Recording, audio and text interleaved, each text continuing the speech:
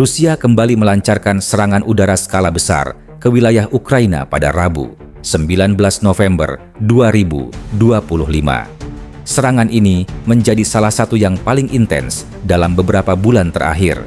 Di Ukraina Barat, sebuah hunian warga menjadi sasaran. 2 blok apartemen setinggi 9 lantai di kota Ternopil luluh lantak setelah dihantam serangan udara.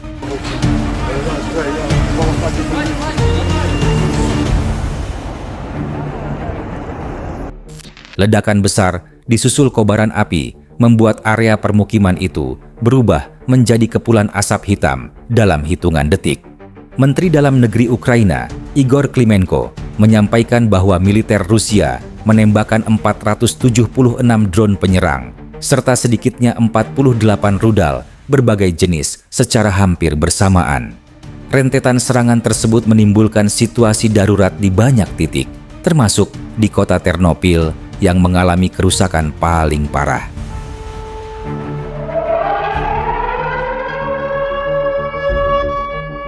Akibat serangan itu, 20 orang dinyatakan tewas, termasuk 2 anak-anak. Sementara 37 orang lainnya mengalami luka-luka. Tim medis dan petugas penyelamat terus bekerja tanpa henti, menerobos puing dan asap pekat demi menemukan korban yang masih tertimbun reruntuhan. Dalam rekaman video yang dirilis Kepolisian Nasional Ukraina, terlihat bagian depan gedung apartemen terbakar hebat. Api berkobar dari beberapa lantai, sementara asap hitam membubung tinggi ke langit. Suara sirene ambulans dan mobil pemadam menggema di antara teriakan warga yang berusaha menyelamatkan diri. Klimenko menegaskan bahwa operasi penyelamatan dilakukan sepanjang malam hingga pagi hari. Tim darurat masih terus menyisir puing-puing, berharap bisa menemukan korban selamat sekaligus memastikan tidak ada warga yang tertinggal di dalam bangunan yang rusak parah itu. Serangan besar-besaran ini terjadi ketika Presiden Ukraina, Volodymyr Zelensky, bersiap melakukan perjalanan diplomatik ke Turki. Kunjungan tersebut dijadwalkan membahas langkah-langkah internasional untuk mendorong penyelesaian perang yang telah berlangsung lebih dari 3 tahun. Namun, Zelensky menyebut serangan terbaru ini sebagai bukti bahwa Rusia tidak menunjukkan tanda-tanda keinginan untuk mengakhiri konflik.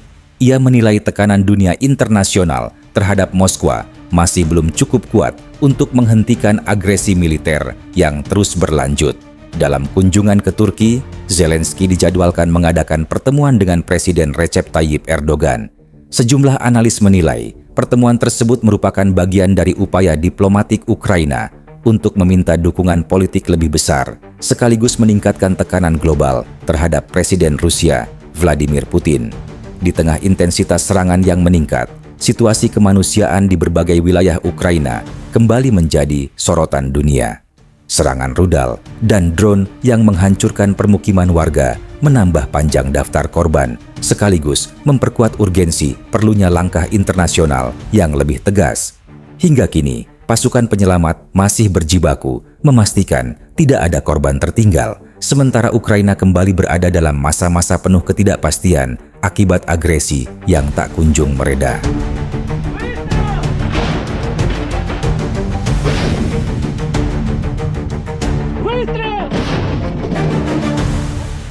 Sementara itu, situasi di front Zaporizhia, Ukraina Selatan, kembali memanas setelah laporan menunjukkan bahwa kekuatan militer Rusia berhasil mencatat kemajuan signifikan dalam beberapa hari terakhir.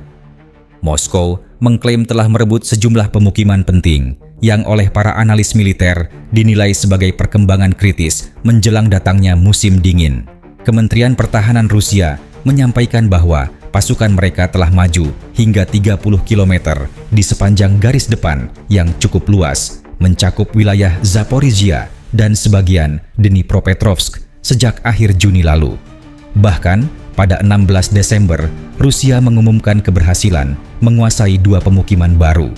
Dari pihak Ukraina, Komandan Tertinggi Jenderal Oleksandr Syrsky mengonfirmasi bahwa pasukan Kiev terpaksa menarik diri dari 5 desa di utara kota Hulyaipool. Penarikan ini dilakukan akibat tekanan intensif dan serangan berulang dari pasukan Rusia yang terus mendesak pertahanan Ukraina. Perkembangan ini menandai kelanjutan dari ofensif yang telah berlangsung sejak musim dingin sebelumnya, ketika Rusia berhasil mengambil alih hampir 75% wilayah Zaporizhia. Namun secara keseluruhan, peta kontrol menunjukkan bahwa Rusia saat ini menguasai sekitar 19% wilayah Ukraina, atau setara 115.000 km persegi. Di wilayah Zaporizhia sendiri, Ukraina masih mempertahankan sekitar 7.000 km persegi, termasuk kota Zaporizhia yang sebelum perang dihuni oleh lebih dari 700.000 jiwa. Kemajuan terbaru pasukan Rusia dikhawatirkan dapat mengapit garis pertahanan Ukraina di seluruh oblast tersebut. Jika hal ini terjadi, para analis menilai dapat terbuka peluang bagi Moskow untuk melancarkan operasi balik yang lebih besar pada tahun 2026. Analis dari Kyiv Independent menyoroti bahwa Rusia kini menggunakan taktik terobosan sempit namun memanjang hingga 15 km ke dalam garis pertahanan lawan. Strategi ini mirip dengan pola serangan yang sebelumnya diterapkan di Donetsk, Pokrovsk, dan sejumlah titik di Zaporizhia. Kawasan ini, yang secara historis dikenal sebagai Dikepol atau ladang liar, tempat bersejarah para Kosak Zaporizhia, kini kembali menjadi medan pertempuran modern yang brutal. Di sisi lain, Ukraina harus menghadapi tantangan berat dari sisi logistik serta kondisi cuaca yang terus memburuk. Kekurangan suplai makanan, amunisi, hingga hambatan distribusi di garis depan membuat kemampuan tempur mereka semakin terbatas.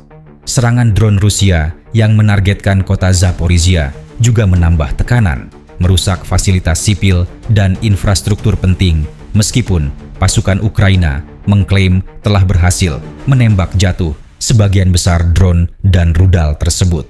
Sementara itu, upaya diplomatik untuk meredakan konflik tampak masih menemui jalan buntu.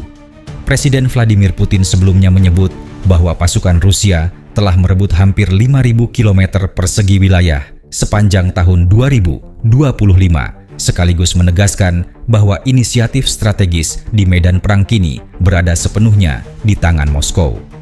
Meski berbagai pihak internasional terus mendorong negosiasi sejak awal tahun, hingga kini belum ada tanda-tanda kemajuan berarti. Demikian perkembangan terbaru dari front Zaporizhia, di mana kemajuan Rusia menjadi sorotan dunia internasional. Situasi ini masih terus berubah dan diperkirakan akan menentukan arah konflik di tahun-tahun mendatang.